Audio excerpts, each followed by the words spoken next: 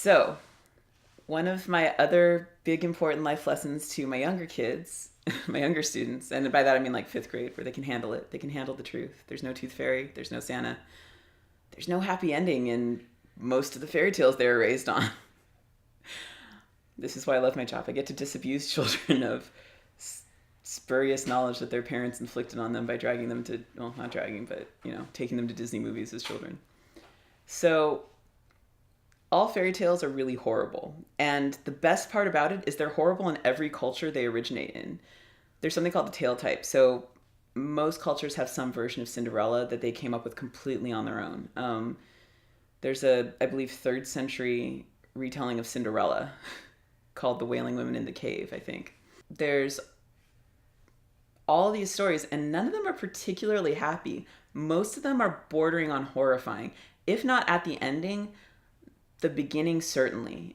One of the 2 Cinderella tale types is called Allfer, and this is the tragic tale of a young girl whose mother dies, and her father feels he needs to remarry. But before his wife died, she made him promise, "You must never marry a woman who's not as beautiful as I am." Or, depending on the culture, "You must never marry a woman who doesn't have a white star emblazoned on her forehead," or who can't fit the ring that I wear. Something that the only person possible that could have this trait is her daughter. This poor little girl is set up by her dying mother to become the object of her father's incestuous and thoroughly fucked up marriage designs. So her father decides that he's going to marry her, and she's like, "No, thank you." And she usually goes to some wise woman or like her nurse or someone who she can trust, and she asks for help, and the nurse says, "Okay, you're going to ask your father, who's incredibly rich and usually a king, for something impossible to get. Something really, really difficult to get, like a dress that's as pure as gold." And she's like, "Okay." She's like, "Daddy, I can't marry you because I don't have a dress as pure as gold." And he's like, "I can do that." So he gets all these people together, and he gets all the best dressmakers in the world, and he has them make her a dress as pure as gold. And she's like, "Oh, balls. I mean, thank you, Daddy, but I really can't get married unless I have a dress that shines like the stars." So he gets every diamond in the kingdom together, and he sews them into a dress, and he gives it to her. And she's like, "Well, double balls." She's like, "But Daddy, I can't get married unless I have a dress that's as silver as the moon." And he's like, "I will make this work, child." And he goes, gets his team together, gives her the dress. She's like, "I'm just going to go try it on over here." "Oh, wait, but Daddy, I can't get married unless I have a coat made of all of the furs of all of the creatures in the forest." And he's like, "You're taking a long time now." "Yeah, I know, I can't. Just always promised that when I got married, I'd have a cloak made of all the fur. I can't get married."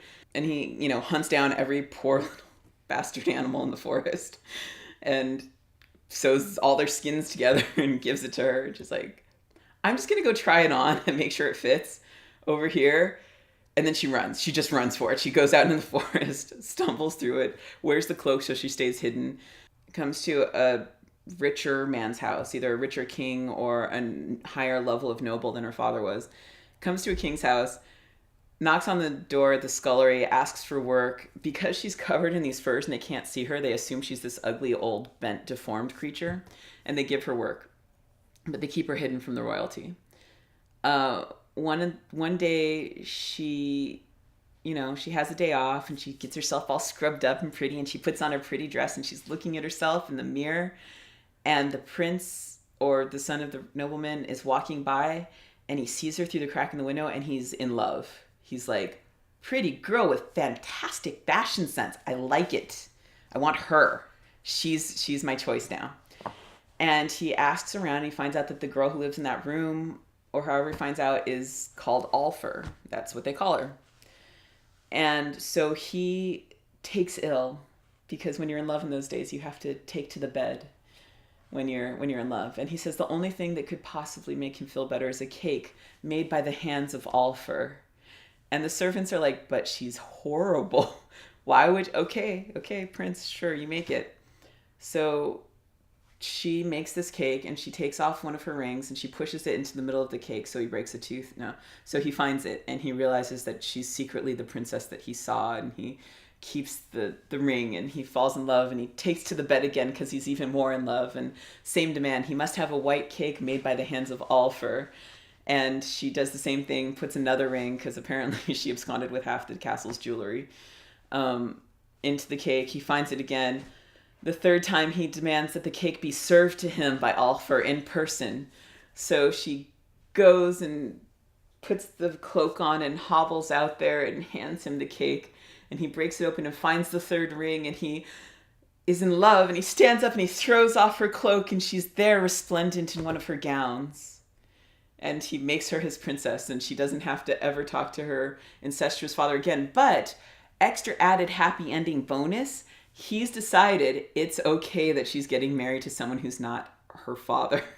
And he forgives her for running away, and she forgives him for trying to force her into incestuous marriage, and they all live happily ever after. The end.